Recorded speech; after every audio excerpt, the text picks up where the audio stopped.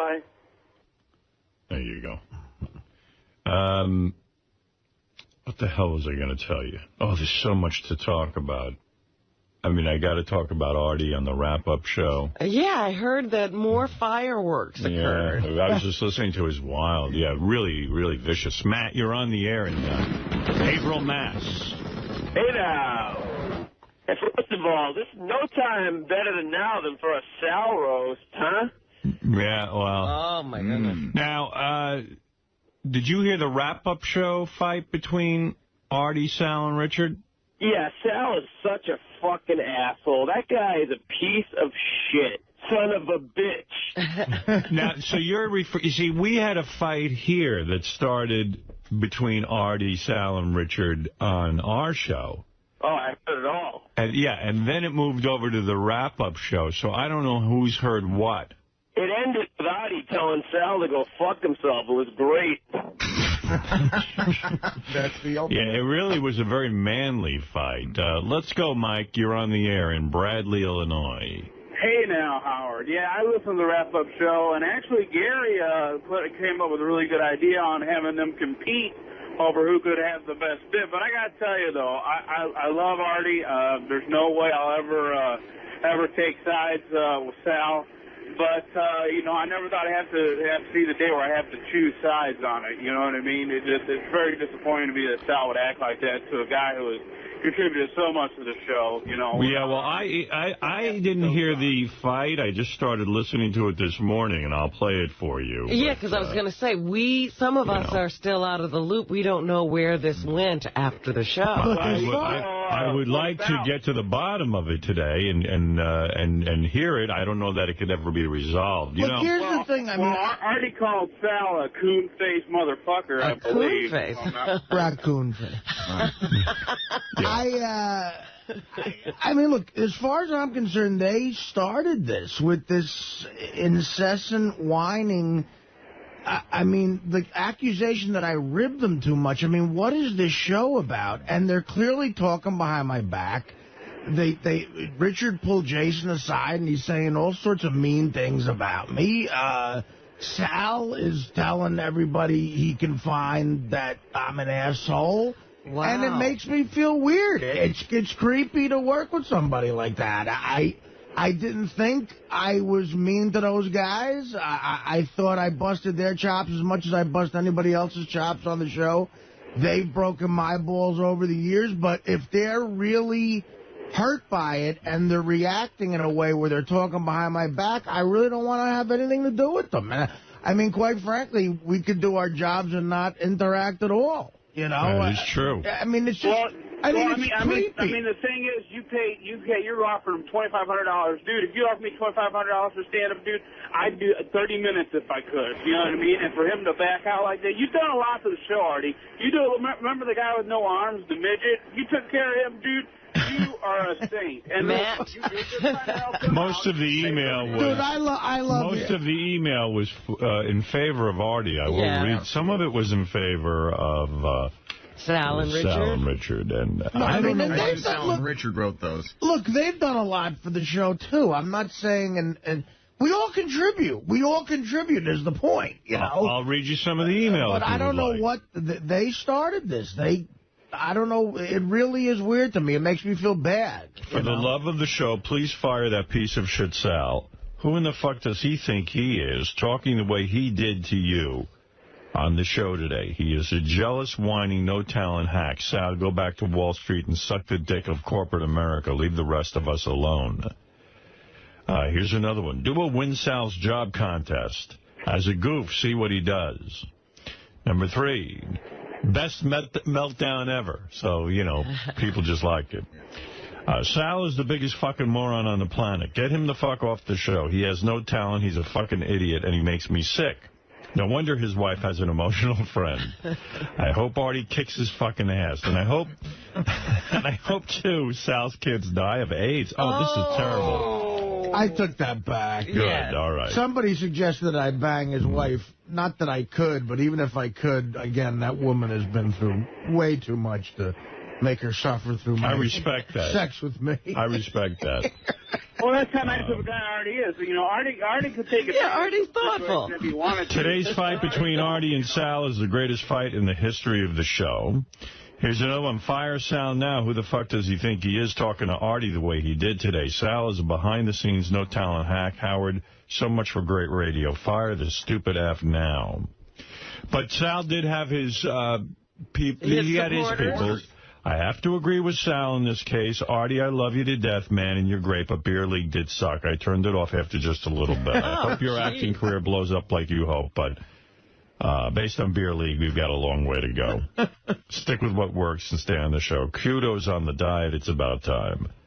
But again, I have to say 99% of the mail was on Artie's side. Sal, the stockbroker, is fucking insane. I know that's why he's around, but Jesus, what a fucking asshole, racist, scumbag, talentless waste of space. In case he may not know or think, there are thousands of us who wouldn't walk across the street to walk his shit, whatever that means. And Artie Lange is a real talent, a real actor, a real comedian. Newsflash, Sal, you're an idiot. And, I mean, they went on and on and on. I know Sal reads these. Who do you think's at fault here? I mean, I'm going to play the tapes and comment on them. Well, I wonder if Sal, because Sal likes to go on the Stern Fan Network, and I don't know what was going on over there, but he could have taken a real beating. I do not believe that fucking psycho asshole Sal. Why don't you fire that useless creep? Fire Richard while you're at it. You can get any two faggots off the street to do what they do. These two faggots have no right to fuck with Artie this way. This rant Sal went on is embarrassing to the show. You should be ashamed of that segment. However, it was great radio. Why can't Sal understand that Artie is a great talent? He has a career in movies and television because of his talent. He has done stand-up for years because of his talent. Sal's a fucking hack with very little talent. He can't accept that Artie gets paid 50 times as much money because he's better than they are. He gets special authority bus station lick balls for $25 each. They would love it. And finally, a guy sums it up. I'll read you the last one. All right.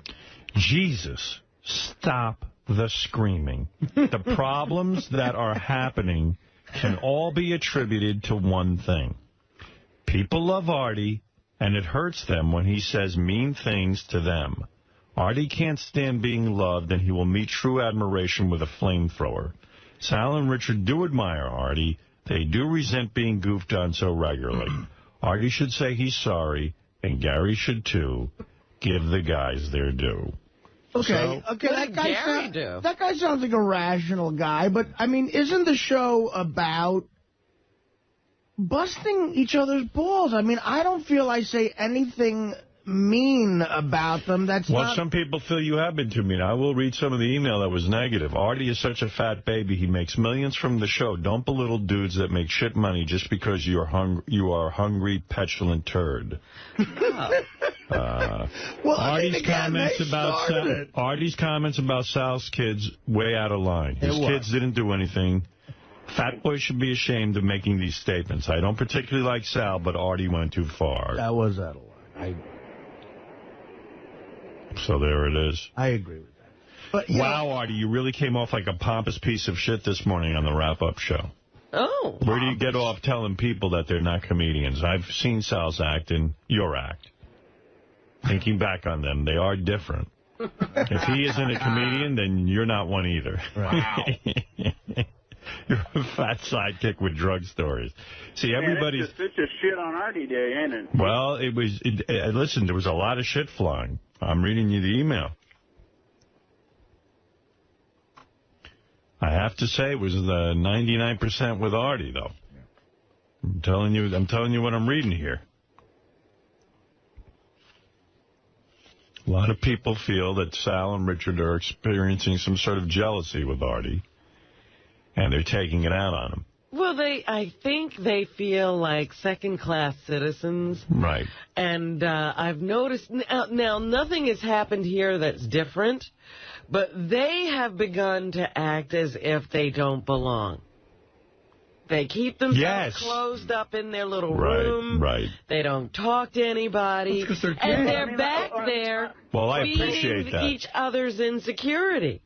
So why couldn't Richard just take no for an answer? If you go to any other job, they've been fired. All right. Well, I'll play you some of the tape. Artie, you did, you really were going at it. I sensed real anger in this. Listen, how would you, that initial blow-up Sal had, if you want to take that out and write it down, look at that on paper, that is some... It was I would vicious. like them to do that. It was vicious. I want somebody to take Sal's initial blow-up and write it out for me, and I will read it out loud. So Maybe you gotta, that's a good idea. You gotta look at it that way. So anything I say after that is kind of like, hey, what the fuck? I'm just defending myself after that, you know? You know, sometimes these arguments for me get to the point where I don't remember why they started. Right. Like, you know, they just kind of happen. Well, it was a conversation on the wrap-up show the day before about Artie getting special treatment. And then that started. And then they kitchen sinked everything. They put everything, every gripe that they had against Artie, they piled on that day. This was wrong with Artie. That was wrong with Artie. So Artie had nothing to Fred, do. no one's gotten your opinion on this, and that's mainly because we usually forget you're here. Wow. But now that you've chimed in, I'm calling for a Fred segment on it. Hold on, let me see if I can find that theme music. I mean, there's no sense in that. I'll give you a 2 for today, too. This is great. All right. Thank you. As long as we're playing here, let's do it right. I can't wait. Fred's going to weigh in on this. He's a Fred, he's wonderful Fred. He's a Fred, he's wonderful Fred. He's a Fred, he's wonderful Fred. He's a Fred, he's wonderful Fred. He's a Fred, he's wonderful Fred. He's a Fred, he's wonderful Fred. He's a Fred, he's wonderful Fred. He's wonderful, wonderful Fred. Thanks to Joey Pajamas for that theme. Yes. Yeah. Beautiful theme. Legendary. All right. Fred, please tell us, what are you thinking? Did you hear the wrap-up show clips? Would you like I did hear the wrap-up show clips, and I don't want to comment on those as of yet. But taking it from when Sal walked in and the clips and everything like that, it started off with one conversation, and as the conversation kept evolving, Sal kept letting out more and more stuff that he was mad at Artie about. And that was unfair. I mean, if Artie's getting special treatment, then just focus on that. He took it to, like even the score about, like him, maybe not being nice to him, ribbing on him and whatever. What they forget is Artie's a comedian. Well, be angry with me if Artie's getting special treatment. Yeah, but no, they're just angry at Artie.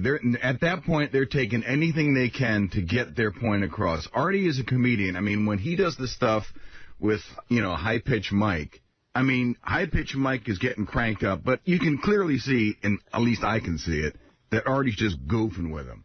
And I think that's what it started with yesterday, but these guys just kept going and going and there going. Was real anger. And then when Sal got into that thing about saying, like, Artie was shit on Mad TV and that his movie sucked, that was, number one, it was all lies.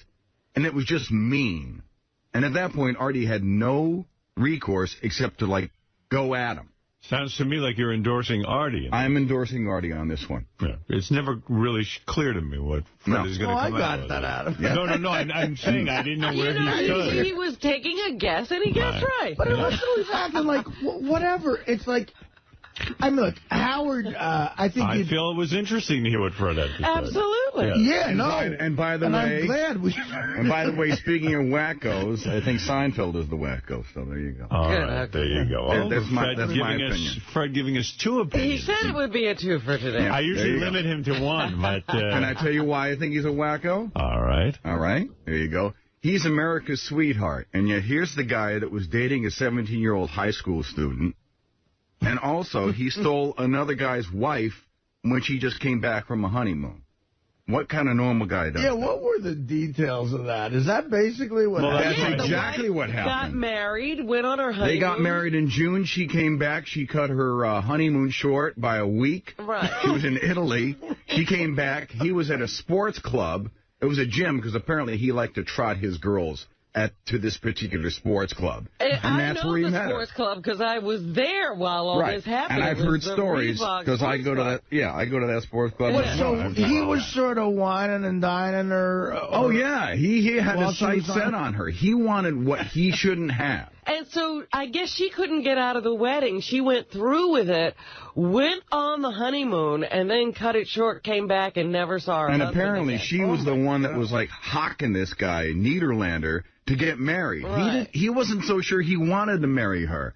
But she kept going, come on, let's get married. Come on, let's get married. Come on, let's get married. They got married. They went on the honeymoon. She came back. She dumped him. Went with Seinfeld. And publicly humiliated him, basically. Well, Fred on fire today with opinions, and certainly Seinfeld's the wacko, and Artie's innocent. I agree with Fred on both counts. All right, Fred, you've even gotten Robin. 2 for 2. Good for you, Fred. A good segment, I guess. Listen, but the other thing is, it's like, I mean, look, Howard, I think you were being nice to me yesterday and saying, like, you know, I came here with some major show business career.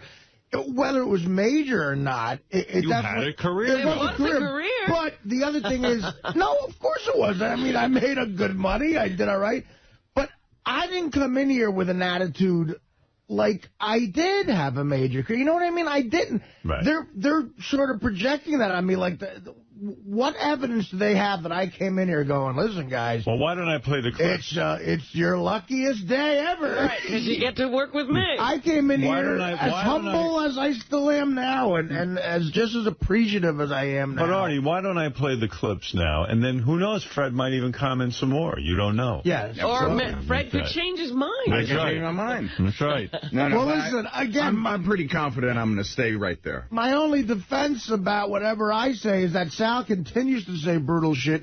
And the other thing that comes out is Richard is pulling people aside and talking about me. That is just creepy, and I don't want to deal with, I don't want any, like, office politics like that. It's awful. I don't want to deal with that. David, you're on the air. Go ahead. Hey, what's up, guys? Hey.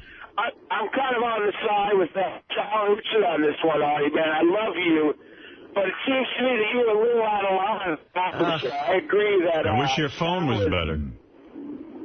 I like you, but I wish your phone was better. I'm sorry, man. Can you hear me? Yeah, it's just breaking up. We just heard that you're for me, right? No, man. I'm on the side of Sal Richard on this one. You were a little out of line on the show yesterday, dude. Okay, but listen, I'm saying, did you hear what Sal said to me on the air? I mean, come on. I agree with Sal was a little out of line with things, but you seem to me like to be like a little bit of a baby, and somebody's like, am I a real comedian or aren't I? And you had to, like, scream and yell your way home that who is a comedian and who isn't. All right. I mean, listen, okay. The conversation got there because it got ugly. I'm not proud of it. Lee, you're on the air. Hi, how y'all doing tonight? Hey, you know, everything that Artie said was right, but it doesn't change the fact that the three of them have provided me with more belly laughs in the history of the show than anyone else. And, you know, I mean... Well, that's true, so maybe the three of them are... Hey, he's almost drawing the Three Stooges analogy, Artie. Wow. You're Mo, and those two are Larry and Curly. This is the very first Three Stooges analogy I've been involved with where I'm not Curly. Good for you. You've been elevated. Right. What is it, Jason, who was very much involved in this whole... you were the guy who actually told Artie what Richard was saying behind his back. And there's some people in an email that are actually angry with Jason because they think kind of does these weasel moves. I do. I felt horrible. Liked his moves. Thank you. Yes. No, I really did. It was a weasel move, yes. I felt Jason bad has about learned well. I felt bad. I was fanning the flames for no bigger no weasel reason. than me, and I've passed my genetics on to him. Came here an innocent kid.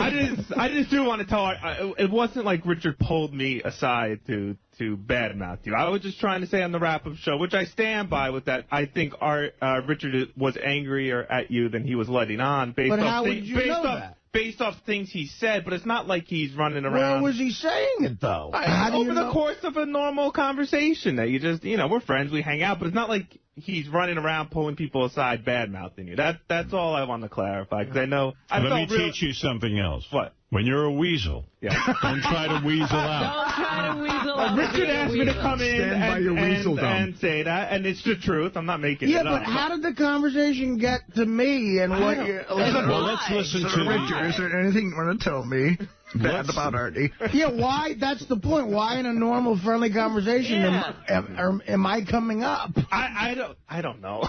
But it wasn't like he pulled me aside and said, let me badmouth Artie. When Richard badmouthed Artie... It was more like every... Why did it even come up in the first place? What was Richard's whole... Did you go on a fishing expedition? I'm pretty sure it was one of those days a couple months ago where Artie either made fun of one of their phone calls on the air or, And Richard said what to you about Artie? He was angry that, he felt that Artie says one thing to his face and then another thing behind his back, and that, Artie, just constantly undermines him and puts him down, and he doesn't get it, and it really upsets him. That to be the case. I mean, I tell you, they're under a delusion back there. They're making each other paranoid. I sit here, and there's times I've had tears coming out of my eyes crying at some of the shit they've done. What are they talking about? They never hear any of that. Well, let's get to the wrap-up show, because it got ugly, and not everybody heard it. It is ugly. It is ugly. It's as ugly as it gets. Here we go in no particular order, Robin. I don't know how much of this you heard. I didn't hear much of anything. All right, so then you are probably lucky to be hearing this Yes, now. I am. All right. Sal cares so much about what the audience thinks of him that I was surprised that he showed that side of himself to the audience today. Sal set himself back 100 years, because it's almost like a racist who doesn't want to be racist, and then one day he just blows up and starts blurting out the N-word. Like, that was a side of Sal that even I'd never seen before. Well, here you go. Sal thinks every listener is as big an asshole as he is. You understand? Because when Sal was just a listener, he was the bitter motherfucker. And if you made him mad, he was the one who got on the computer like a little faggot with no time on his hands and said, we hate Fred because he said this, and we hate Artie because he said this. He thinks everybody is as big a lunatic and a psychopath as he is. So that's why he cares what the audience thinks so much, because he thinks they're all as nuts as him. Guess what, Sal? They're not. They're all normal compared to you. You're the nut. I find him to be, I never thought he was funny. I think he's a winner of a radio contest that we let come on the show. He's willing to blow Richard and make phony phone calls. He's nothingness. Well, then it escalated. There you go. I'm just going to play them. That was before Sal got there. Wow. Yeah, you gave it to him good, and then Sal finally came in to defend himself, and then it got even better. It's so funny how Sal, this is another example of how he wants to be in the comedy community so long. A middler, Sal doesn't know what the fuck a middler is, more than he knows what ammonia is. He's not a comedian. He's not a comedian. He's not. He's not. I don't care what. I mean, and that's me being truthful. And, I mean, look, he can have those opinions all he wants about my comedy, but would it hurt me? Like, it would hurt me more if Bob Levy felt that than it did Sal. If Sal was going to critique my... Like, say I became a swindling, dishonest stockbroker, and I wanted to milk people out of money, and I wasn't educated, and I somehow passed a Series 7 test because I paid somebody off or I cheated, and married a chick way hotter than I should have, and somehow had children with her, and then embarrassed her in life. if I was that guy and he insulted that lifestyle, like you said, you're horrible at swindling people. You're a horrible phony stockbroker. Then I'd be upset because that's something he's an expert at. I'll go on the record right now. I'm not angry at all. I think Sal is not angry. He's not funny. He's not talented on any level. He's a horrible stand-up comic.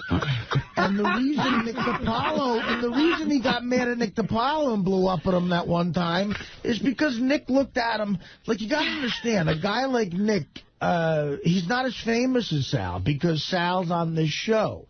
So a guy like Nick, who's a brilliant comic, looks at Sal as like literally like a monkey, like he's a monkey act. Sal is Beetlejuice to Nick. Right. So it just hurts Nick to do a gig with Beetlejuice. You know what I mean? Like I got to do he's a whack packer. Right. And that's how Nick will always look at him. And quite frankly, that's how I look at him.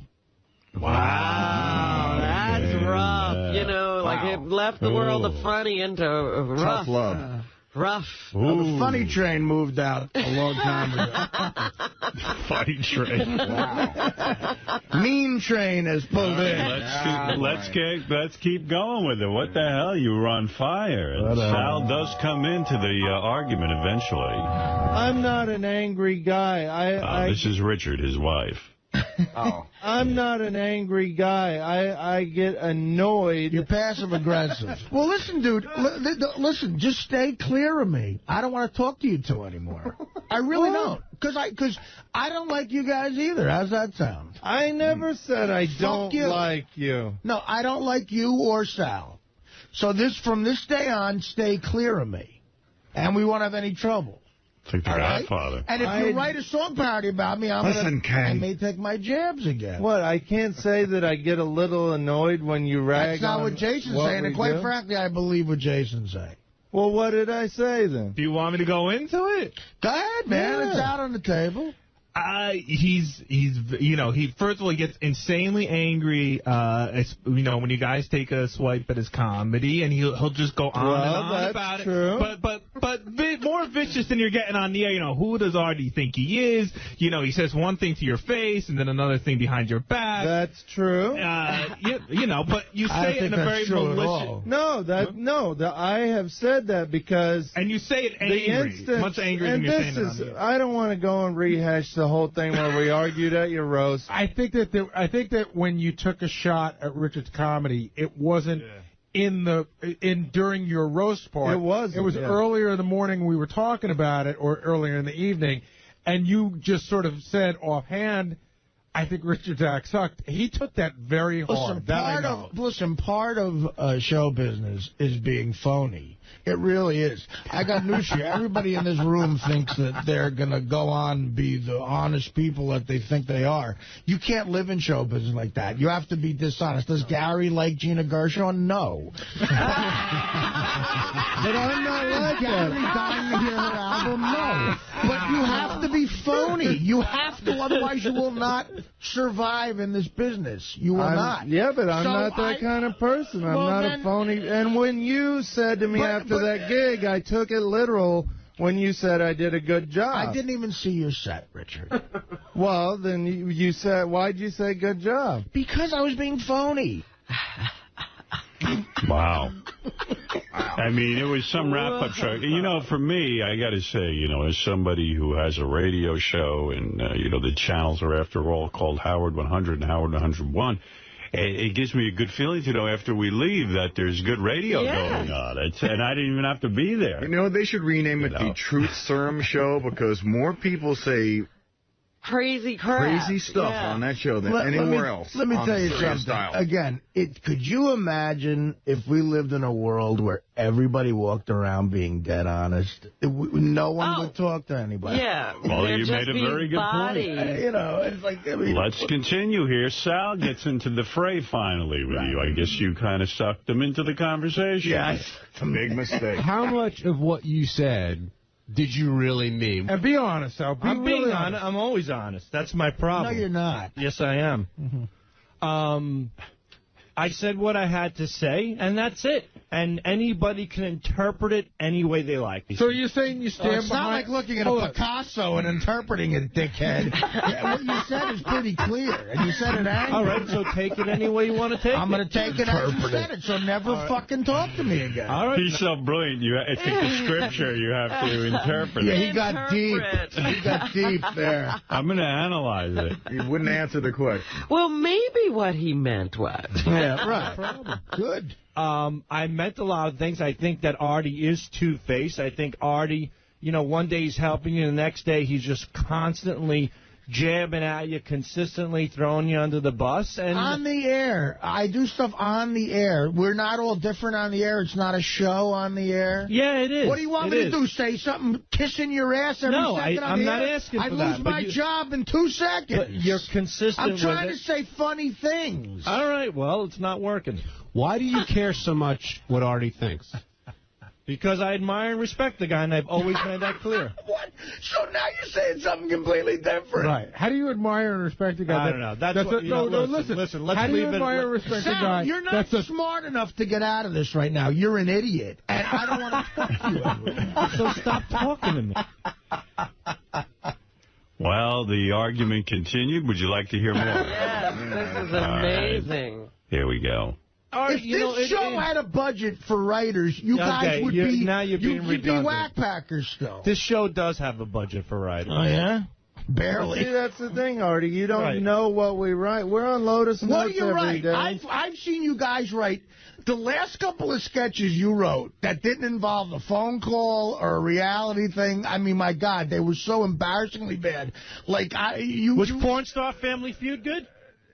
You said it was great, and it was a great idea. That was your idea. I came, No. But I'm saying, have an idea like that. Okay, there it is. There's the rebuttal. So when you challenge me, you go back to 6-year-old. I'm talking about a sketch where everybody in the sketch is a character. There's no porn stars who are meth to bail you out when you need something funny. What sketch were you in? Hold on, Sal. I got to step in for a second, because you said something that's really making me nuts.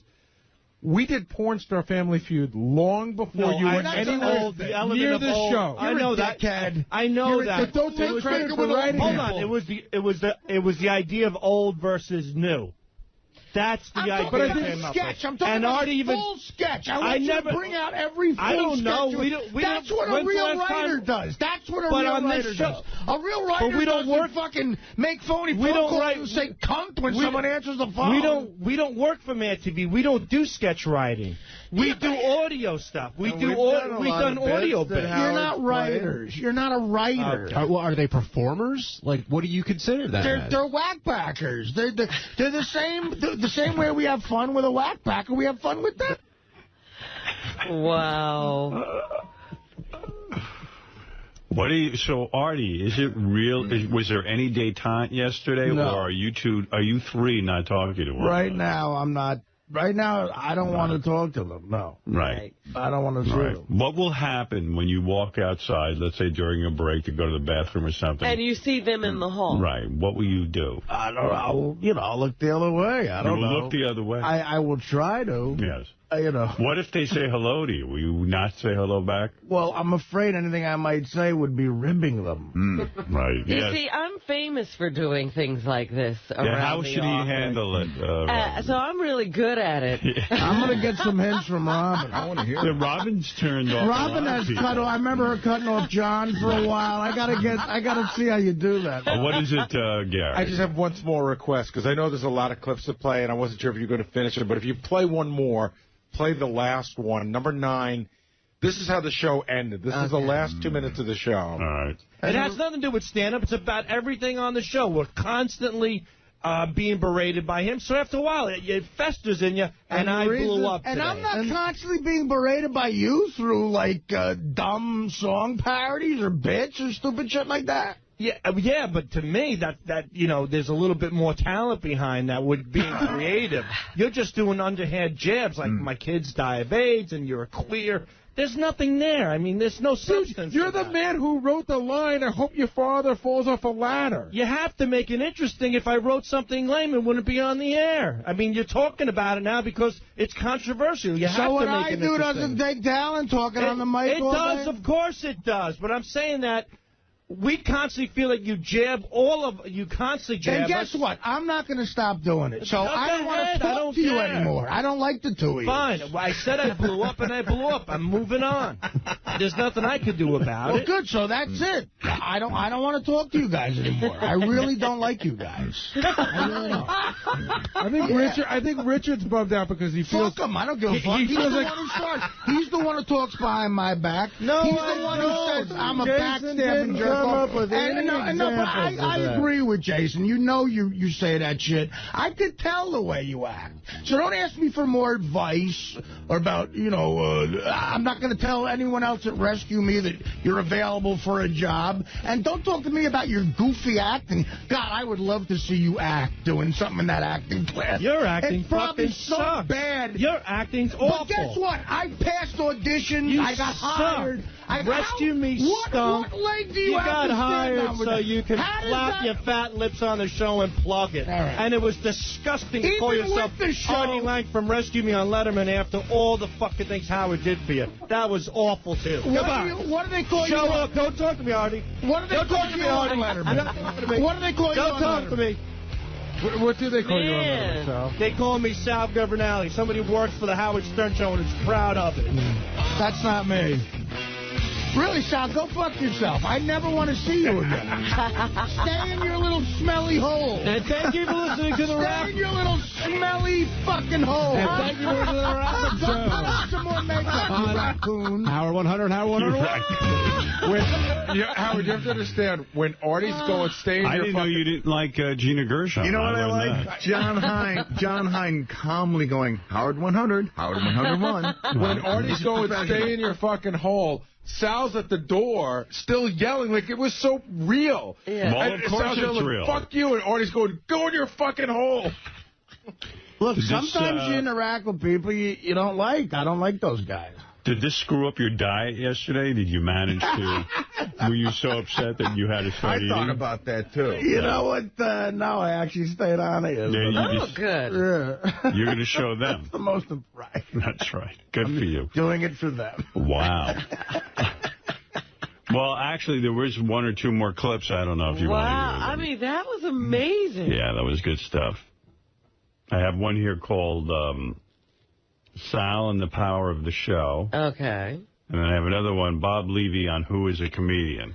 Oh, Bob Levy on Who is a Comedian. Levy went to the mic. This is classic Levy. Right. Levy went to the mic, Howard, and the first 10 seconds, no one knew what he said. All right, let's hear it. Bob, you work with both these guys on the road. Yeah. Where do you assess this? Is Sal not a comedian? Okay, Artie comes from like this, from us that were comedians. We started as comedians. Thank you, my mouthpiece. Thank you. No, we're comedians. We started as comedians, and things led from there. Sal started on the show and was able to get into comedy from the show. Was I doing comedy with you at open mics and going to your shows 2 years before Howard hired me? Don't count open mics. A monkey could go to an open mic, you moron. But it's paying your dues. It's working your stuff out. Yeah, but you never paid your dues. You didn't come up the way you're supposed to come up. How did I not come up the way? The open mics never led to anything. You lighting Gary's teeth on fucking... I mean, that's what... You're a fucking crazy caller that we gave a job to. They don't just give a job to anybody, Artie.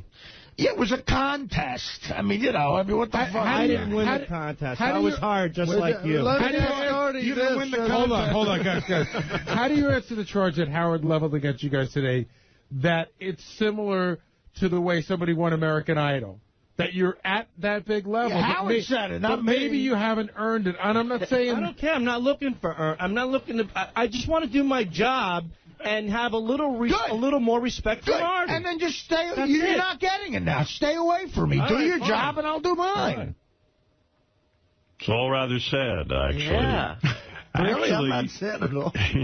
Well, you know what? I thought we had a happy little home here. I did, too. I didn't know all this dissension was brewing under the surface. When we came to Satellite, it seemed as if everyone was excited and loving one another, and now here we are. It's a big rift. 2 years into the experiment, and things are worse than ever. A chasm has opened. A jism. A jism. Somebody shot jizz into the chasm. That's right.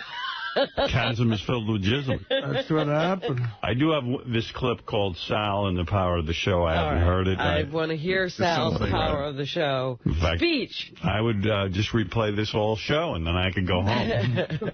You don't even know what a middler is. You're a doofus. When's the last time you... Sal, before you got on the show, when's the last time you were in a club in Iowa on the road talking about middlers? First of all, I'm not comparing my comedy to yours. There's no comparison. Exactly. If that's how you want to look at it, that's fine. What I was talking about is that... You're not a comedian. You want to be in that club. You go to the Comedy Cellar and try to, like, kiss everybody's ass to get on stage. Oh, whose ass have I kissed? Everybody I've ever seen. Everybody who's ever come in contact with. Tell me one ass I've kissed. I haven't kissed anybody's asses.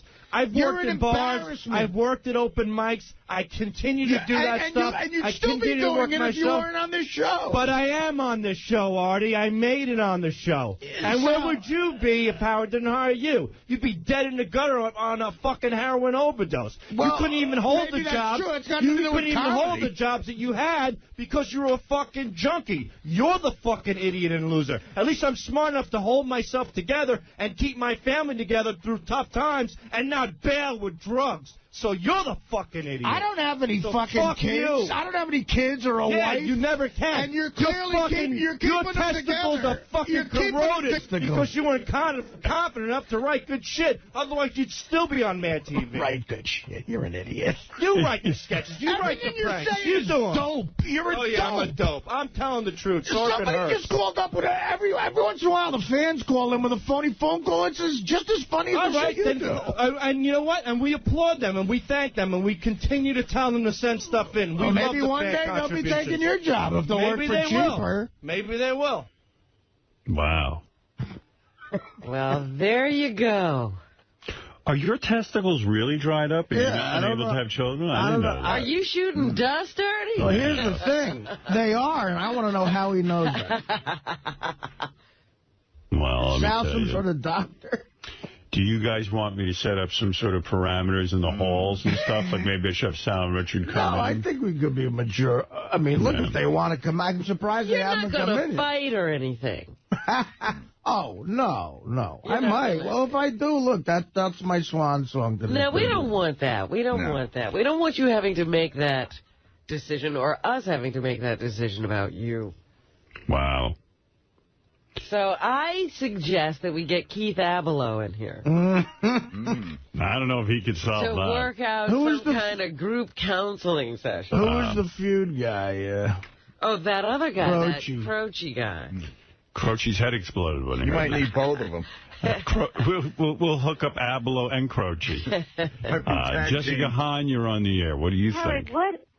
I think what's it, Sal? He's always with we. We think Richard's we. Because they're married. Yeah. He and Richard it's are like married. It's like a fucking married. And then he's screaming about Artie at the very end about his heroin and he's in no talent. Who the fuck is Sal? Sal is who the fuck is he? Him and Richard are in that room, and he's like, we think this. He's never said once, I think this. It's always we. We think Artie's hurt our feelings. He does go around telling people, pulling them off to the side. Artie hurt his feelings because he thinks he's not funny. We think Artie's not funny. We think Artie's it's his heroin thing. Artie gets away with murder. They shouldn't be discussing Artie so much anyway. Yeah, I don't really. know why. I mean, it's weird. But I'm telling you, the two of them are like, victims of some kind of war where they're hiding in their little bunker, feeding each They're like other's... rape victims. Or yeah, feeding each other's paranoia. All right, let's go to... Thank you, Jessica. All right, thanks. All right. Hello, you're on the air. This is Mike. Mike in Boston.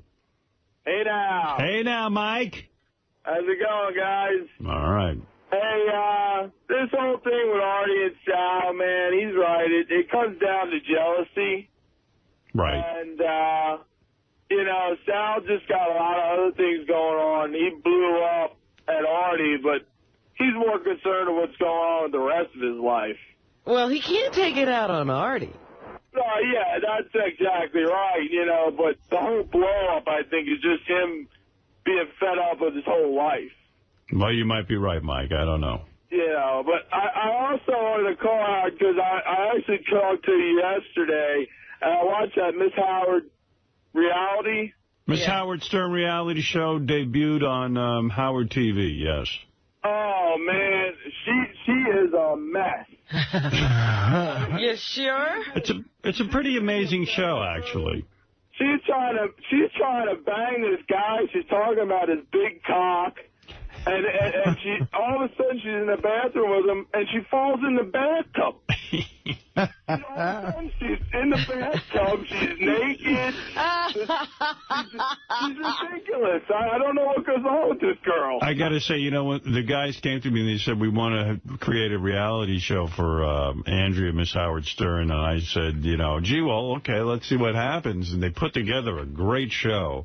And I don't think there's a minute in that show that's slow. She may be too real. Yeah, she's very, very real. And I saw the first. I haven't seen the second episode yet, but I'm really looking forward to it. Halfway, the whole beginning of the show is her sitting at this picnic trying to figure out which guy at the party's got the biggest cock. Yeah, and then when she figured it out, she zeroed in on How it. does she know? She can, like, look at guys and size them up like that? No, her friend had seen the guy's deck, and she said he has a really big one. She kept asking her if anyone there, like, oh, how big's he, and this and that, and then she's like, I don't know. Well, I tell you what, I even saw an unedited, a version that was even less edited. In other words, they have to make it tight to make it interesting television. And she was just on a mad frenzy for finding a big penis. But so she likes them big, huh? Yeah, she likes them big. But, yeah, well, we have more episodes coming up, by the way. That's only the first one. Yeah, I'm looking forward to seeing the rest of them because, man, I'll tell you what, she's a mess. All right, cool, Mike. Thanks. Thanks. Yeah, the second I saw that show, I knew it was a hit. It was a hit. Yeah, I did. So, boy, that's fun. I finally saw the French fries out of the nose thing. Oh. And what's great about that, too, is, amongst a million great things about it, is her tits pop out at the very end. Dude, you know, I got to take... I know this is radio, but I need to take a look at that clip real quick. It's so fat. Hey, guys, can you play that for me now? I want to see what that looks like. I feel kind of jealous that I haven't seen the French fries come out. Her breasts pop out as she's vomiting? Yeah, she's wearing one of those halter tops or whatever. Her breasts pop out. She reminds me of little Annie Fanny in Playboy. Yeah. Right, who can't keep the clothes on. Because then she goes on that slip and slide. Oh, wait, here she is. Play the audio, too. It'll take 2 seconds if you want to see it. Yeah, I want to see it. Of course I want to see it. I don't know. It's coming out of my nose. It's so gross. It's French fries. I'm choking on it. Oh. Tits are out. Oh. God. And it burns my nose. Oh, my God. I told you I was sick. The tits hanging out.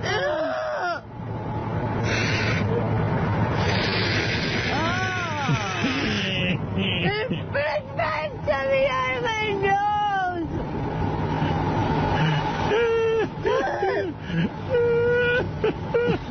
I told you I didn't do it on a napkin anymore. Her whole nip is out. Yeah. How do you, How do you keep going? The buzz is just flying. Talk about daddy's worst nightmare. Howard TV has to have more reality shows and more... Ooh. Where are we going to find another star like Andrea? Well, I'm working up an idea with the guys about a game show. Oh. Yeah, like, in other words, that wouldn't occur on our show. It would just be its own thing. Right. You know, that's what's so beautiful about having your own television network, Robin. I see. Yeah. We can... Beautiful thing. Yeah, we can just... Original programming. Original programming. I want to set up a whole department immediately. I guess it's all based on how many subscribers we have, because the more we have, the more money we get to make these shows. Yes. You know, they're not cheap, actually. I realized that even making a reality show takes a lot of money. You can't get crews on there and shoot. You have to shoot and shoot and shoot, because, you know, there's not... Right, you got to have hundreds of hours of footage. I mean, not everyone's an Andrea where every second something cool is happening. Most people, you have to wait a long time. Yeah. So, you even have to sit there while they sleep, you know what I mean, and pass out. And it's like, it's a whole thing. So, and then you got to edit it and get in the studio. And then the hard part is putting it together so it's like a coherent story. Yeah, you know? it's not as easy as it looks. Yeah, I'm figuring out what should be in and what should be out. She she might be even more fascinating than Anna 𝗏𝗏 Smith. Oh, absolutely. Well, I think that's why she wanted to do this. She was like, Anna 𝗏𝗏 Smith's life is nothing compared to hers. Well, she's Anna 𝗏𝗏 Smith, except she's sad. What? All right. And Sal and Richard, do you guys want to work out the parameters of your relationship with Artie? Yeah, I can't believe they haven't come in here. Are they afraid to come into the studio now? Seems that way. Yeah, I mean, come on. Really? Is that how we're going to be affected? I don't know. Is that the punishment? Where are the boys? They've got a spokesperson. All right, here's JD. Yeah, what's up? I am the spokesperson. Go ahead. They said they're fine. They're fine what? I want to work at the parameters. If they're fine, why aren't they here? They said they're fine. I'm telling you, we need somebody to psychologically counsel the two of them. They're going crazy on their own. Did they really just send J.D. in here? Yes, they did. That is so pussy. Come on. I tell you, they're losing it back there. Mm-hmm. I might be back with you. I won't take any jabs, guys. I won't take any jabs. They must be afraid of you. Yeah, they obviously are hurt. I won't take any jabs, guys. Come on. You babies, get in here. Wow. Artie took a jab at me. Artie took a jab at me, Jason. Did you hear that? What are you, girl? Oh, Artie talked behind my back. I think he's two-faced. I just got a note here. J.D. is a horrible spokesperson. That's not what they said. Oh, and then they come in and speak for yourself. They say they are too busy working to come in here. Oh. Oh, what bullshit. Sure. What bullshit. All right, well. Is that how they're going to treat this? Evidently. You have requested their presence. Yeah, you're right, exactly. What the fuck is going on here? Bullshit. Captain Jenks, you're on the air in Philadelphia. Hey, good morning, Howard. I saw something extremely funny, one of the most inappropriate things I've ever seen in my life yesterday. What was that? I was in a courtroom, right? And it was to take care of a ticket. Right. And I'm standing there, and there's somebody in front of me who was standing in front of the judge. Yeah. And there's quite a few people in the room. And the judge was a woman. And all of a sudden I hear, dropping loads, like that. Yeah. The dude's cell phone started ringing in front of the judge. He had a drop and load ringtone? Yeah. And the judge fucking fined him. Oh, yeah, dropping loads. The judge fucking fined him $25 for having his cell phone on his Wet cunt. Well, that's what the two cops I saw yesterday must have had. Because they played it into You heard it too, huh? I heard he's making a bunch of dough with those ringtones. He said, yeah, that they're going like hotcakes, according to Lisa G. Yep. Going like what? Do you imagine a guy's up in front of a judge, a female judge, and then dropping loads starts coming out of his... Howard, Not good. Oh, yeah, dropping loads. It's outselling my ringtone of "You Want Some Heroin." Imagine you're the guy's lawyer, and you just sit there and you go, you know, asshole, I had you out of this. Right. As soon as I heard it, I thought it was. First of all, you turn it off anyway. Yeah, you're not supposed to have a cell phone on in the courtroom. That's right. Dropping loads. Oh, yeah, dropping loads. Well, it could have been worse. It could have been wet cunt. That was a very important call. Wet cunt. You should have seen the look on the judge's face. I mean, I don't think she knew exactly what that was. Yeah. I mean, I knew what it was, and I looked around, and there were other people that were laughing, so they knew what it was. Dropping loads all over Sal's magician goatee. Dropping loads all over the Save it for later, bitch. Wow. Dropping loads all over hilarious. Richard Christie's stinky teeth. Buy a toothbrush, faggot. I went to ask the guy after it was over if he would call in the show and tell you about it himself. Yeah. But he couldn't speak English that well. Yeah. Oh. But he had a dropping loads ringtone. Yeah, exactly. That he understands. No, Dropping loads all over Ralph's fucking Barry, useless piece of shit. Dropping loads all over Fred's tattoo, wet Martian. All right, Jenksy. All right, later. Later. Captain Jenks, long-time caller into the show. The spokesperson is back. Oh, J.D., the spokesperson for Sal and Richard. Roy Cohn is back. Just to let you know what they're working on. Why would you pick J.D. as a spokesperson? He's the least articulate. I think I was just walking through the hallways and... Yeah, you're the only one who would come in for that. But go ahead. What's going on? Richard is working on a Larry King audiobook. Great. And Sal's working on a Gary the Retard knowledge of the show game. Is that their way of showing me that they're doing They're good very busy. I mean, they're being immature. Yes, they are. Richard was really bummed out yesterday that the fight happened on Halloween. He didn't want to ruin the holiday. Yeah, his whole Halloween day. Like, that's his whole big day. Yeah. He kind of ruined his day. Was he upset that I said he came dressed up as a shitty writer? He took offense to that, yes.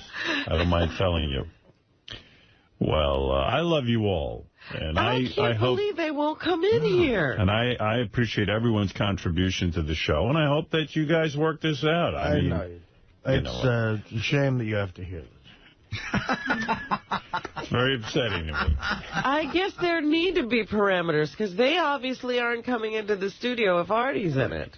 What? Yeah, I mean, guys, seriously, I won't say anything nasty or something. Or what's the matter? I don't know. I'm a little disappointed. I mean, they're actually turning down airtime. But don't you Why does everybody come in on the wrap-up show, but they won't come in on my show? Yeah. Here's J.D. They got to be kidding me. They got to stop I mean, talk about passive-aggressive. This is a way of saying, look, Art, enough of your silliness. We're getting back to writing. Yes, J.D.? They want an ISDN line in their office. See, they can't come in here. They're afraid. They're afraid to be in a room with Artie? Yeah. Boy, that's a pussy move. I never thought I thought those guys were fearless. I guess I had it wrong. Yeah, I thought they were, too. Yeah, that's a little shocking to me. I thought they were fearless. They want an ISDN line in their Well, office. then you clearly won the argument. If they're afraid to come near you, you're like an angry bear. Listen. Who defeated them. I mean, you know. They don't want to tangle with the bear again. You clearly won. You've intimidated them right out of the studio, and they love you. And you know how they love airtime. I mean, it's like winning an argument with a couple of chimps. Here's J.D. I'm back again. Their spokesperson. They say they're not mad, they're not busy, and they're not looking for busy. Fox contracts to leave the show. So they're not mad and they're not busy. They're not bad, they're busy. They're not bad. No. They're busy. This They're is busy. Where are they, J.D.? They're not mad. They're not busy. They're not mad, they're busy, and they are not looking for Fox contracts to leave the show. Fox contract? Because I had a Fox contract. I got news. I got news. No one's offering it. Oh. You don't think we'll lose him to Fox? Yeah. Wait a minute. We should test that. See if we can get someone from Fox to offer him a contract. Exactly. You're kidding me. We do have a busy show. In fact, Artie, you'll like this. John Hanson from the USO is going to call in and explain why Artie can't go to Iraq. Oh, yeah. What happened? Slash from Guns N' Roses is going to be in here. He just wrote a book.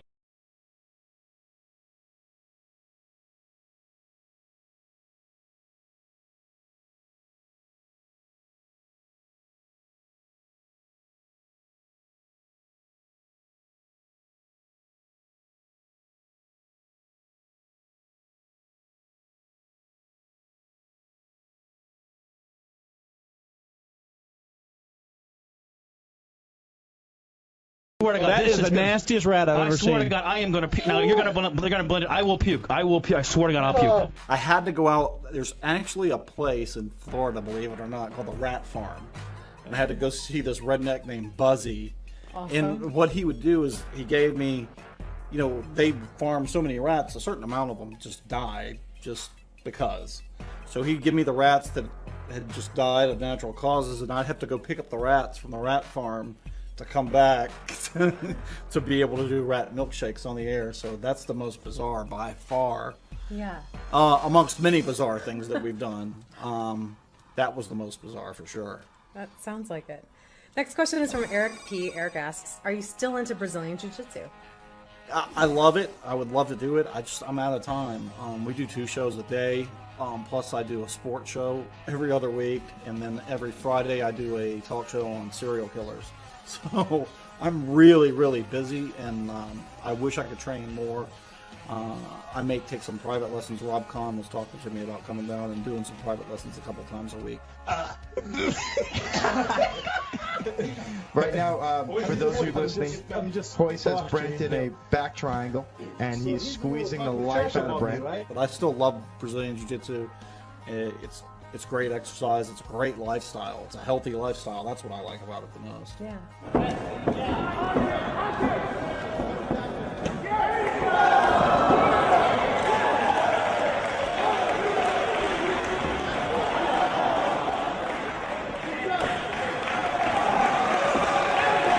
At Alex from Hamburg asks, would you consider Bubba a close friend, and do you hang out in private? Yes, he is a close friend.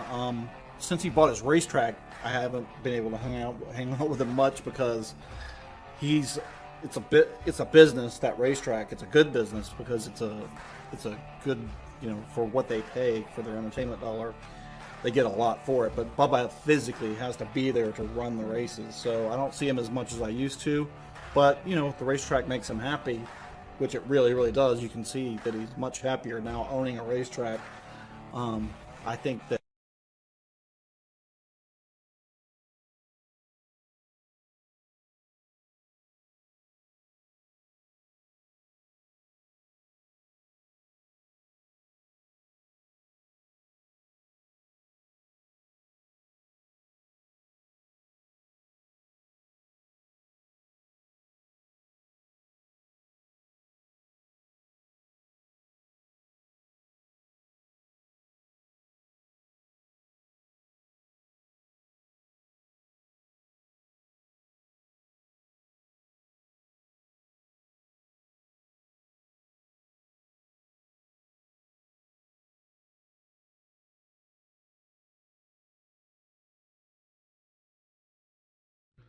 At Dave Lampert 28 asks, what is the worst thing you have ever done to piss Bubba off, and how did he react?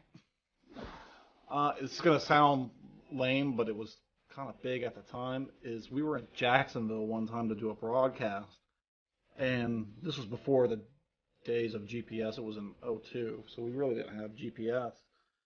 So I had MapQuested from the hotel to the radio studio that we had never been to, but we got all kinds of lost, and we walked into the door to the radio station at 6 a.m. So Bubba freaked out. I mean, he was really, really, that's the maddest I've ever seen him. Because you know that feeling of being lost is bad anyway. It's And being lost and knowing that you have a show to do and no time to do any prep, he was furious about that. So that was the worst. But now we got GPS, so we don't get lost anymore. Excellent. Next question is from Perry R. Perry asks, who is better on the radio, Howard or Bubba? And what does each bring to the table? I think see, that's not, for me, the way I listen to radio, that's not really fair to compare, because they both do different things. I mean, it's all relative. Like asking somebody who's your favorite band. I like different bands for different reasons, and I like them both for different reasons. Howard is, these days, a lot more calm and paced and very deliberate. When I first started listening to Howard in the early 90s, he was all kinds of pissed off. And that's when I really became a fan of Howard, because he would just bring people in machine gun and just mow them down. Bubba, I like on the air. I like on the air because you never quite know. Like sitting in the chair producing the show for the full 4 hours. Honestly, my stomach is in knots because I just don't know what he's gonna do. And that's the thing about Bubba, is you just don't know where he's gonna go with something, and they're just different like that. Howard's very deliberate, and he kind of knows where he's going to go with things. And Bubba's like a bull in a china shop. So they're different. And you can't really say one's better than the other. It's all relative. And I've got a lot of respect for Phil Hendry, too. I mean, I'm a huge fan of his. But they all three do different things. And I think that just like music, you've got to appreciate each air personality for what they do. Absolutely. Next question comes from @Zuba. Zuba asks, if you had the chance to take over producing Howard's show, would you leave Bubba? That's a tough question. It really is, because I got a lot of respect for Gary. Gary's a good friend of mine. I love Gary. I really do. And everybody that works at Howard's show does a great job, and they've all been fantastic, just great to me. That would... Gosh, it would be tough for me to live in New York City. It would. We have a lot of room here in Florida, and Bubba kind of leaves me to be a little bit more autonomous. So I don't know.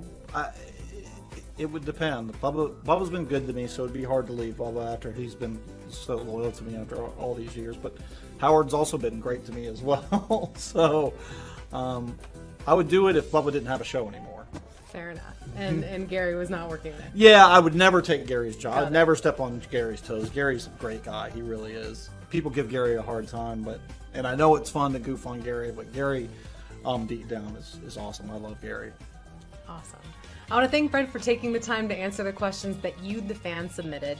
Keep sending your questions in. You can tweet them, you can Facebook them, you can email them, you can even send a video submission. Remember, this is your show, so don't screw it up. Until next time, I'm Rachel Fine, and I hope you had a fine time. I had a fine time with you, sir. Thank you. That's fantastic. It's enlightening.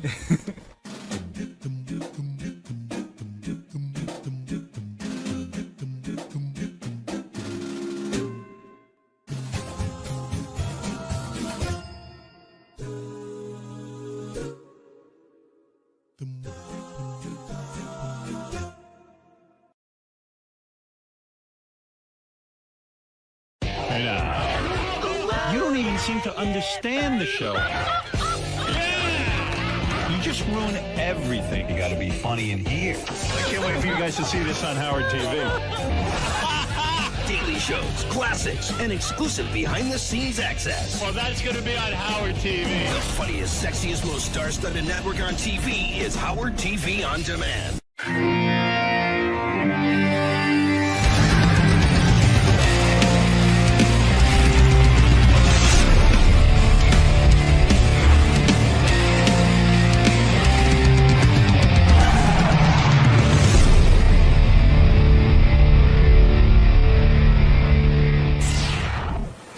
Good morning, Richie. Morning.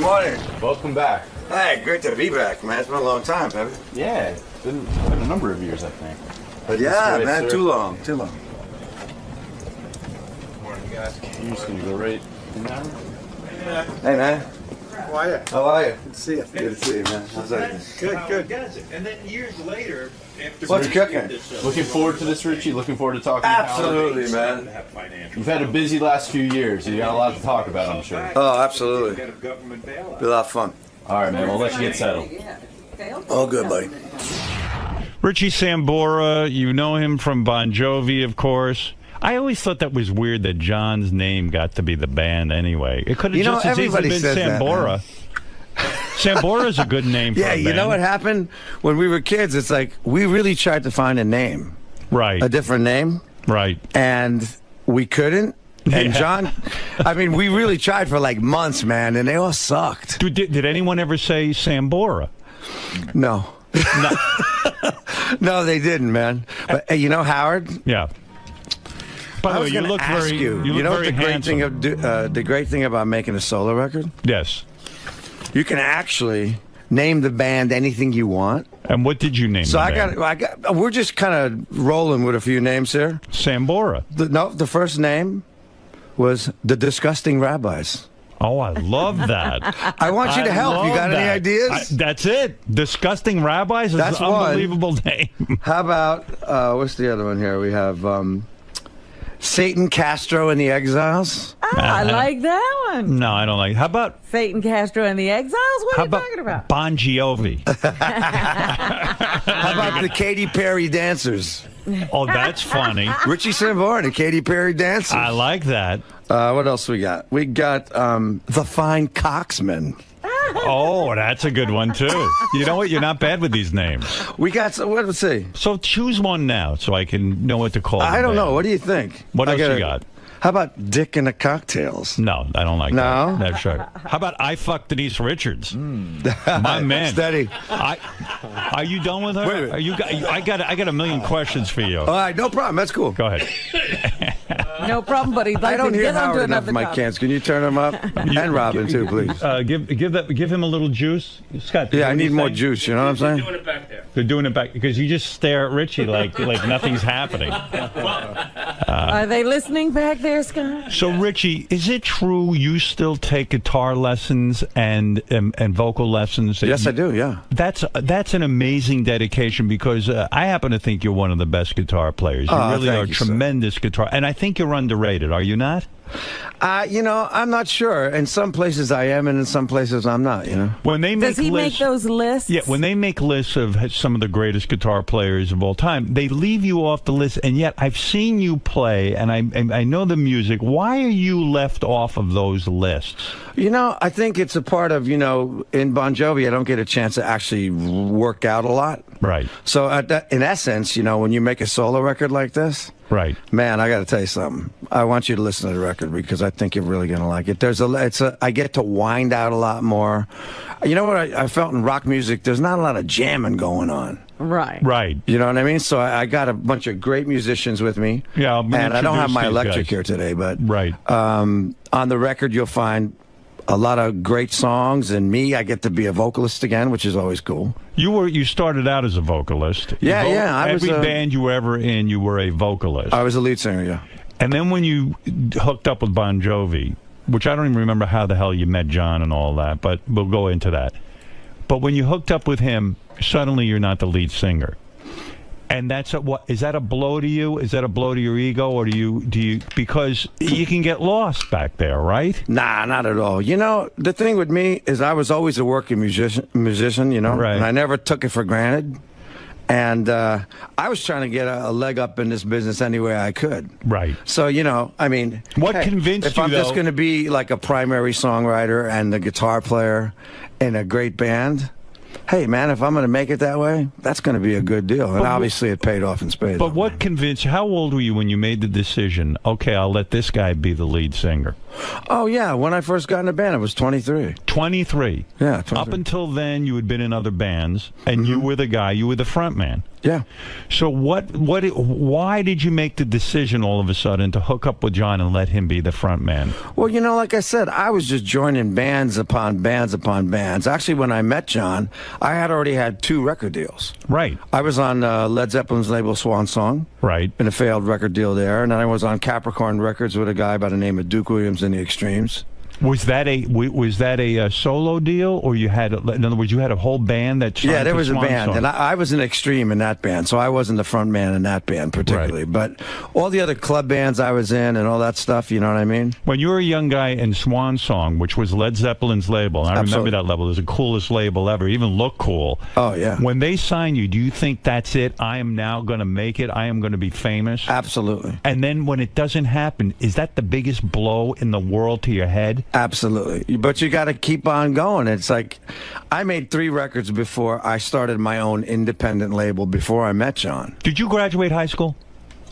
Yes, I did. You did? Did you go to college? I was in college, yeah. I went through 2 years of college. Where'd you go to college? Keene College. And when you were in Keene College, you knew you wanted to be a musician? Oh, I knew I wanted to be a musician all along. Did your parents tell you, don't do this? No, you know, they were very supportive. And you were a guy who sat in his room and practiced guitar every day? Yeah, you know, I'm a self-taught guy. So the only way you can teach yourself a guitar is actually to bump into your own mistakes. How do you teach yourself the guitar? I mean, do you listen to records and play along with them? Exactly. And you emulate your heroes. Do you think that you're a genius in that you taught yourself how to play guitar? I mean, to me, that would seem impossible to get to the level you're at, to do that yourself. You know, I always had an ear for music, and I kind of learned backwards because I kind of could play by ear. Yeah. And then I kind of went to theory classes and stuff like that and actually learned the musical end of it. Were you popular in high school? I would imagine you were. Yeah, I was. I was an a athlete? jock, and I was in bands, and I was kidding. going to different towns. What were you, a football player? No, I was a basketball player, baseball player. I played a little football, but I was getting my hand caught between helmets and ribs broken, and hell with that shit. And when a guy's as good looking as you, you're popular, and you play guitar, are you getting laid at 12? Or I gotta tell you, man, it was pretty good, man. It was. Women right? like musicians, let's face it. Were you getting laid at a very young age? Not really. 16, 17? 17, yeah. 17 That's years pretty old. young, I guess. Yeah, that's pretty good. I bet you nailed a teacher or two, didn't you? Did you ever nail a teacher? No, I didn't. You didn't? Didn't have a teacher. What's wrong with you? I had friends that had some teachers. Right. Really? And so you go to high school, and by high school, you're hooking up in bands, and you were signed to Swan Song by the time you were what age? I was like 19 and a half. Unbelievable. Yeah, I was playing, you know what? I was playing in New York, 4 or 5 times a week. I was doing Great Gildersleeves, CBGBs, privates, places like that were really happening in the city, you know? In a way, you were blessed. I mean, most guys struggle a little more than even what you're talking about. I mean, the fact that you got signed so young to a label. Yeah, but you know what? The record never came out, man. Zeppelin blew up. And that whole label, just took a shit, basically. And the record that you produced with Swan Song never came out? Never came out, yeah. That had to break your heart. Yeah, totally. I mean, I thought, here we go. We're going to the big time. Here it is, you know? Do you have that record somewhere? Do you have it? It's somewhere, yeah. Actually, after I made it with Bon Jovi, my lead singer, was going through a bit of a hard time. He said, can I release it? And he needed the bread, so I just relinquished everything to him, and he just took the money. And oh, that was nice. Wow, what the hell, And you felt, hey, now that I'm in Bon Jovi, it's okay to release that? Weren't you nervous that people would compare that record to Bon Jovi? I was a kid, man. You didn't care? I didn't care at all. So if you were having a lot of successes before Bon Jovi, what made you join up with John? Did you think that he was an extraordinary singer and he could do a better job singing than you could? Well, no. You know what? I went to see him play a club called the Fountain Casino. Remember that place? No. Right. It was right up the street from the Club 𝗛𝗶 where you used to play. Right. Where I used to come see you play. Right. No. Yeah, you used to play with me. Yeah. You right. called me up a bunch of times. But, yeah, and I went and I saw him. And my bass player, Alec John Such, was actually playing with me at the time, and he was moonlighting with Johnny. Right. Because I got asked to join KISS, and I flew out to L.A. You did? Yeah. Wait a second. When did that happen? 83. 83. This is before Bon Jovi. Yeah. Those guys had heard your solo stuff. I guess somebody, hipped them to me, and they were interested in having me come out, so I went to California for the first time. Yeah. And I ended up staying out there for 2 weeks and having a blast. Wait a second. So how old are you at that point? At that point, I'm about 22. 22 years old. KISS calls you. Was KISS already successful? Oh, big time. Big time. And so they needed... I was going to replace Ace when they were looking for a guy. And so did you get into the makeup and... No. No.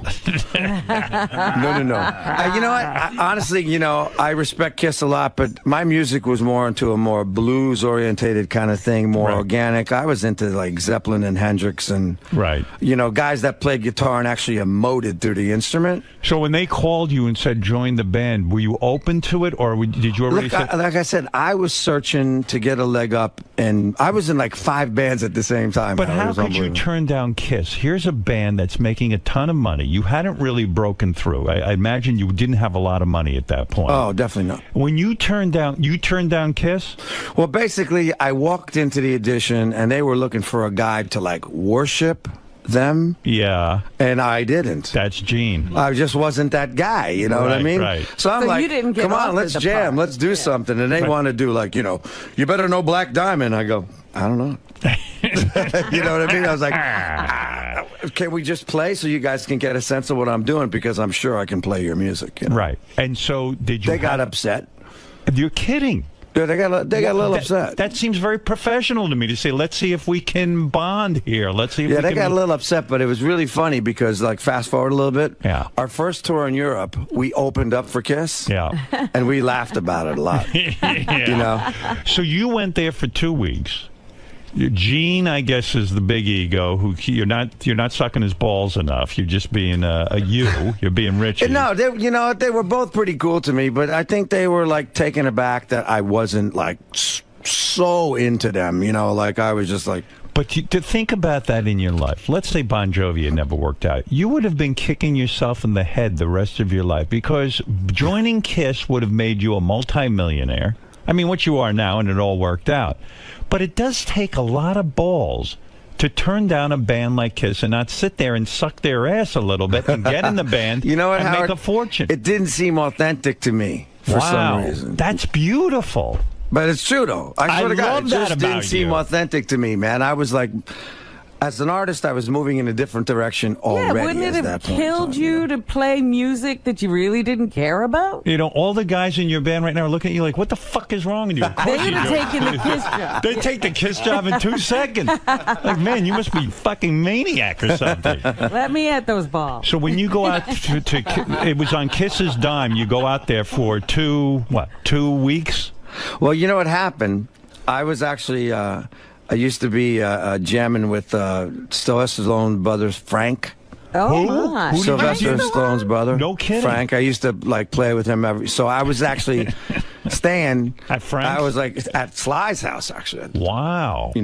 And he wasn't there. Right. He might not even know that, so he's going to kick my ass when he hears about it. So do you tell girls, hey, this is my place, why don't you come on right. over? I took his pictures down and put mine up.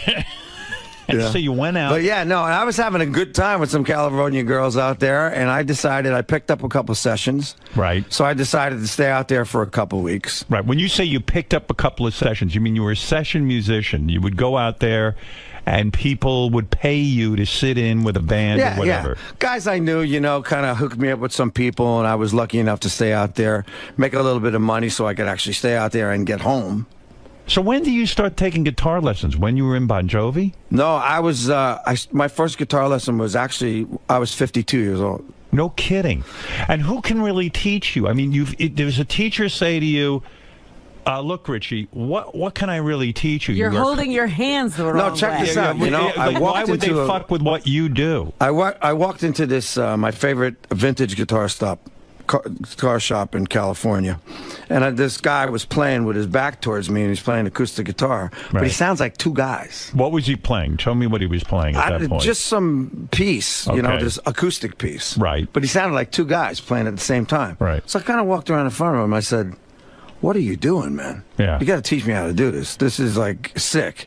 I said, "I'll be back in 18 months. I'm going on tour, but when I come back, I'd love you to teach me." So he gave me his number. He happened to be a cat by the name of Lange 𝗛𝗲𝗿, who used to be in McCartney and Wings. Right. But he was also now the acoustic guitar player of the year. Right. And he was working with all these different alternative tunings.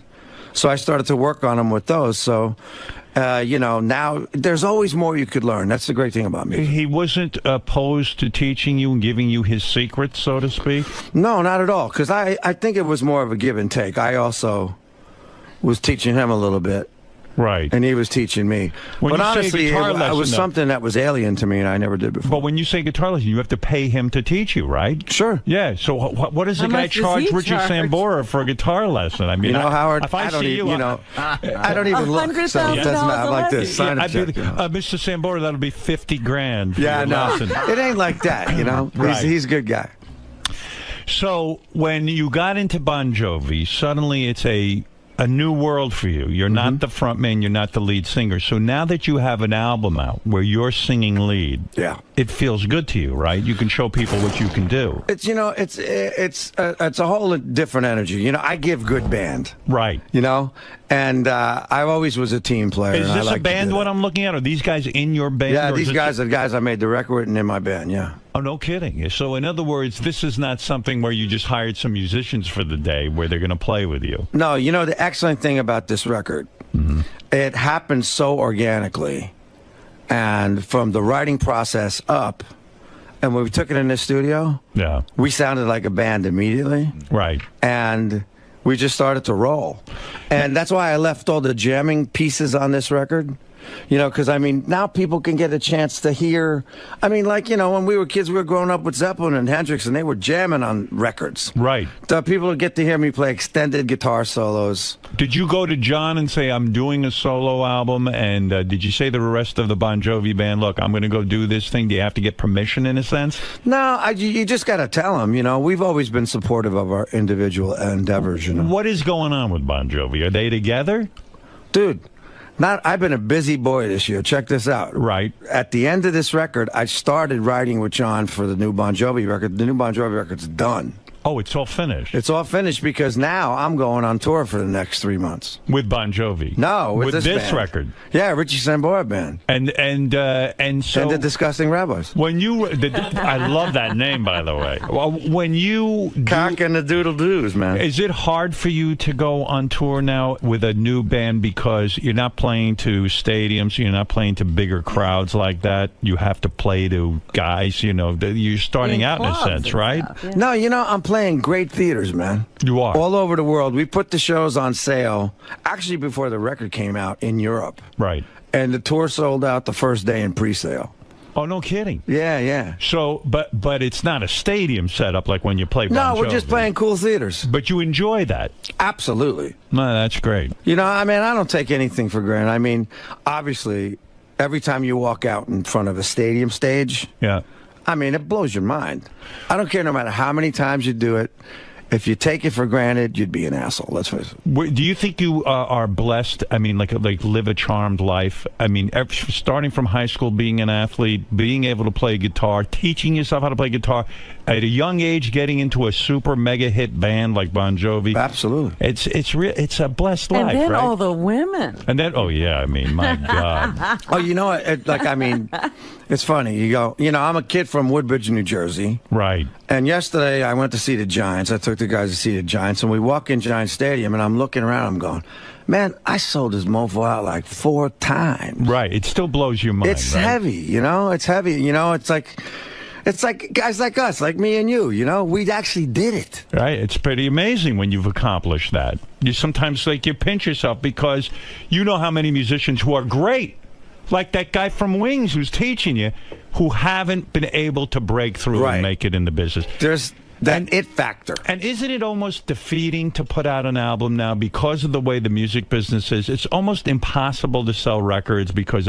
all music is exchanged for free almost. You're not going to make a lot of money with this record. Oh, absolutely not. It's not. I didn't do this for the money, you know. I mean, as an artist, you gotta keep fresh. You gotta do these things. Basically, it's like you excavate inside and bring out all this stuff. And this record is about a lot of my life experience. And how do you decide which song's going to go on a Bon Jovi album, which is going to be a solo? Oh, you know what? There's not even any choice. When I write a record for myself, I'm the mouthpiece. I'll write a different lyric than John's ever going to sing. Is it nice to be able to write a song on your own without John's interference? I mean, I'm sure... Is that what you call it? What is the process when you and John write a song? It's very, very simple. We sit down with an acoustic guitar and a piano and our two voices. We have a conversation about how we're feeling. You know, there's a big, big commonality between John and I. We grew up in the like same... each other? Oh yeah, absolutely. Be honest. I'm being honest. I feel you don't. I feel like when I'm going to be honest with you, Richie. No, I've known you guys Howard? for a while. We really do. It's an anomaly, really. It is. We get along. We've always got along. You know, there was a little wonky period in the beginning of the 90s because we were, you know, everybody experiences fame and fortune at different speeds. Yes. And, you know, you add a little bit of lifestyle in there. Right. Which I was working pretty good, you know. Right. It gets confused, and then, you know, we had to kind of put Humpty Dumpty back together. What do you specifically mean? What happened? Was it because you got into trouble with drinking and stuff? And some of your new album deals with what some of your problems were, right? Like you don't make a secret about it. Oh no, you know, I think you know, I set out to make an authentic record, right? You know, because I believe there's this stigma, obviously, that, you know, people go rock star, Bon Jovi. They're going to think Richie's, you know, that kind of person. Right. And that's show business, man. Yeah. You know, this record was an artistic record where I decided, you know, it's like when you did your movie. Yes. You know, you put all your stuff out there. Right. To people, man, and it felt good to you, right? Yes. And you know what? Now, with my record, that's exactly what I'm doing. I mean, you wouldn't be the first rock star to have a problem with booze. I mean, everybody seems to go through some sort of drug-related thing, except for John, right? You know, yeah. You know what? It's funny because I started out playing clubs when I was like 16 and a half. Right. And back then, it wasn't frowned upon. What, to drink? No, it was encouraged. Yeah, it was like an accoutrement to my business. Right. You know what I mean? So then all of a sudden, but I'll tell you what, it took me about 35 years for my demons to catch up with me. Yeah, so I'm a pretty resilient little bastard. I never saw you as a guy who drank a lot and stuff, so you probably drank in private, right? You know what? After a while, what happened was, yeah, I was definitely a kind of a guy that always drank in my house. Never drank. I didn't even drink in restaurants anymore. Wow. Or I didn't drink around the band or anywhere near a performance. That's when you know you have a problem, when you're drinking by yourself, right? When it's not a social thing. I guess so. What were you drinking? Wine? Yeah, I was drinking wine, and you know what? It was predominantly a stress reliever. Right, absolutely. I mean, I was using it for a specific, different reason. So when did you realize you had a problem? You had to go into rehab. When did you realize You know, it was about 5 years ago. You said, hey, I'm doing this too much, and I'm doing it every night. Yeah, when I started getting clean, it was about 5 years ago. But I was doing it every night for about 30 years. So Did you have interventions? Did anybody, you know, did the group get together and say, look, Richie? Yeah, a lot of people kind of said, hey, man, you know. But also what happened, I had broken my arm. Right. And I was doing painkillers because, check this out. So I break my arm in my house. I get drinking. Divorced. Right? You got from Heather. I got divorced from Heather. Right. Right? So I come home from one leg of the tour. I get into this new house. I'd never been there before. My sister-in-law thinks she's doing me a solid. She puts this shitty Bed Bath & Beyond mat in the bathroom. Right. I wake up to take a piss one morning, and I just went, biffed. And my shoulder went right into the jacuzzi, and I broke my arm in 3 places. Oh, my God. 2 weeks later, I have to play like 24 stadiums. With a broken arm? With a broken arm. Wow. So I hired all these sports stocks, therapists, this, that, and the other thing. I said, there was $145 million on the table for this tour. Right. I said I wasn't going to leave it out there. Whatever I had to do, I was going to do it. So the painkillers got in there, too. Now, are you wearing a cast while you're... You can. It's a shoulder. Oh, it's a shoulder. Right. You can't really do anything to that. So these guys teach you how to sort of hold the guitar so you don't completely Well, you know what? up. I started going crazy. I started making these little guitars. Right. Because I didn't have this kind of lateral motion. Yeah. But, so one of my heroes was Albert Collins, a blues guy. Right. And he would hang his guitar off of this shoulder, and I found that I could play like this. Oh, wow. So, you know what? I was 95%. Nobody ever knew it, really. And so and to get through the pain, you start taking what, like OxyContin? Yeah, I took a lot of shit just to get through that tour, and it lasted about 6 months. And I was drinking because of the pain and getting through it for profusely. And when you mix the drinking with the OxyContin, that's a fucking powerful cocktail. Very powerful Nothing cocktail. better than that. Oh, and you know what? If you ask me if I remember those months, I would say absolutely not. But, wow. But you know what? I was the hero, got through the tour, and just like, all the other substance in my life, I figured this one would just fall off. Right. No such luck. Yeah, no. I was very, very naive to it, Were you like, hey, this OxyContin is more addictive than anything ever? Anything. Like, in other words, you said, hey, now I'm done with the pain, I'll stop the OxyContin. And then when you go to stop, it actually hurts. Shaking like a leaf, man. Wow. And I'm an asshole. I think I got, like, Parkinson's. It's never the stuff, right? Couldn't be withdrawal. You know what I mean? Right. So I'm now, all freaking out. I don't know what's going on. So now do you have to go score OxyContin? Because now you can no longer get it? Doctor shopping? No. All right. You know what I did? I just detoxed. I went in, I checked in, and I just detoxed for like 7 days, and I went right back on the road. Is it almost impossible to do it on your own? Because OxyContin, they say, is like hillbilly heroin. It's the most powerful. Well, I think you could do it, but you got to do it under the supervision because guys like our age can have a stroke. Right. If you just cut it off. Was Limbaugh in the detox with you? He was right next door climbing the walls, yeah. I heard a rumor that Lindsay Lohan was in rehab with you at one point. Did you bang her in rehab? Or no interest? No. She was hot, man. Oh, yeah? She was hot. She was hot. Yeah, I talked to her for, I hung with her a little bit. but you didn't put the moves on her? No, she's too young. Too young for you? Yeah. What is your cutoff on age? I try to 10 years older than my daughter. Oh, good, yeah. That's always got to be. Isn't that a good rule? That's a good rule. I think it's a good rule. I have to throw some back. And speaking of your daughter, she's got some huge career going in modeling, right? You know what? Actually, she just acted in her first movie. Right. This is 40 with Judd Apatow and Megan Fox. And how did that go? And she killed it. You saw the movie? I haven't seen it yet, but I talked to those guys. She killed it. So she has a career. career. And it was improv. I was like, really? And she's 14 and a half. She's only 14? 14 and a half. Oh, I thought she looks like she's 20. Wait till I show you a picture. Wow. She's doing really, really great. I think she's about to sign with... Does she look like Heather, her mom? Yeah, she definitely does. Yeah, that's a good look. Yeah. That's a very good look. I'm in trouble, man. She has my gregarious personality. Yeah. And Heather's good looks. So. Boy. That's That's awful. a bad combination. That's right. How are you going to keep that kid in line? I guess you can't. You know what? All you can do is equip them with the tools to take care of themselves. Because when the minute they're out of your sight, they're acting up. And so now you're clean and sober. Took you a couple of trips to rehab, right? Because when you get out, all of a sudden that OxyContin starts calling to you again. The drinking, right? No, you know what?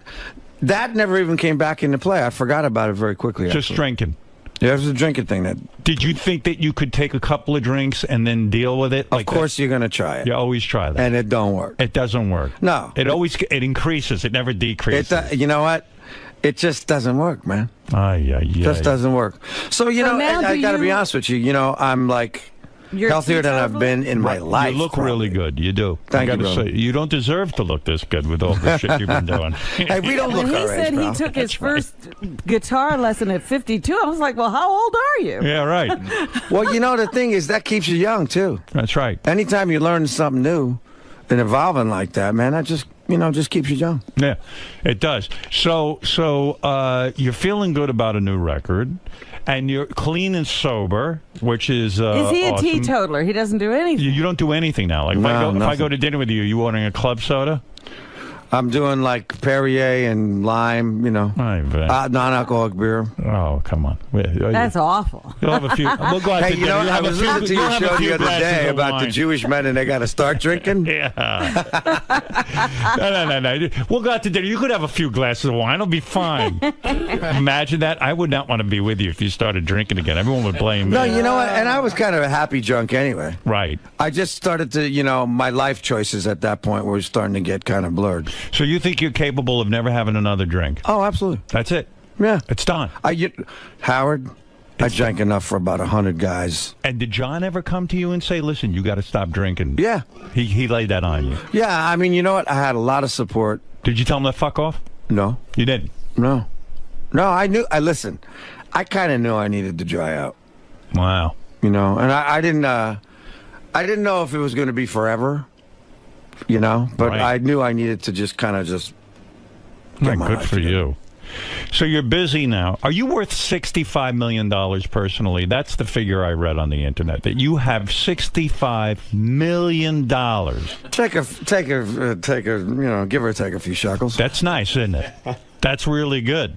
But wait a minute. In the divorce, you don't lose a lot of money?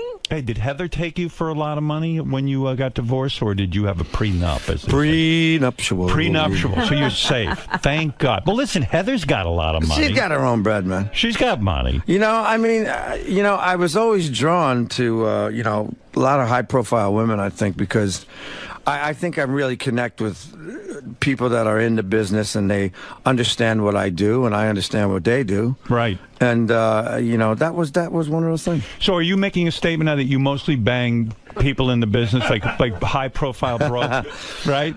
Not anymore. Is that true? Is that, like, now you're... No. You know, hey, look, I'm single now, man. It's all good. So are you dating anybody right now? Are you out dating? You know, I'm kind of dabbling around. Nobody that's sticking. You know, it's been such a busy year for me. Right. But I've never done 2 albums in one. But you're not that busy. You can't get laid. I mean, come on. Oh, you got to sneak that in there, bro. Yeah. And Denise, He's not sticking with one. when Denise Richards came in here and she talks about you, she says you are a great lover. I mean, she was very highly complimentary. Like you really gave it to her. And that is a sexy woman. She ain't so bad herself, yeah. That's what I'm saying. She is a sexy fucking woman. Yeah, she is. She always has been. You know, my God. It's very insatiable. And she's a good girl. She's a good woman. She admits it. She says, I have to fuck like crazy. You know, she loves it. She loves to fuck. I mean, guys, what are we talking about here? Hey, nothing wrong with that, man. Is she the sexiest woman you've ever been with? Got to be up there. Wow. It's got to be up there. So you guys got back together again, and now you recently broke up again. Mm-hmm, yeah. What could happen? Well, you know, I think that we were basically going in different directions, unfortunately. Like I said, this has been the busiest time of my life, between doing my record, writing and recording and all that stuff for the Bon Jovi record, and being a single dad. You know, how does that work for you, being a single dad? I love it so much. You do, but doesn't the kids? Don't the kids usually kind of go off with the mother more? It's like it's hard for you to. No, you know, her and I have a very, very great relationship. I don't know what happened to you when you got divorced from your kids, but when I got divorced, my relationship with my little girl got better. Right. You know, because I mean, the time that she was spending with me, she was spending with me. Right. And you got to do stuff on your own. Oh yeah, there you go. There's a picture of the two of you guys. Look at that. Very nice. Oh. Yeah, there we go. Look at you. And so you say things got better.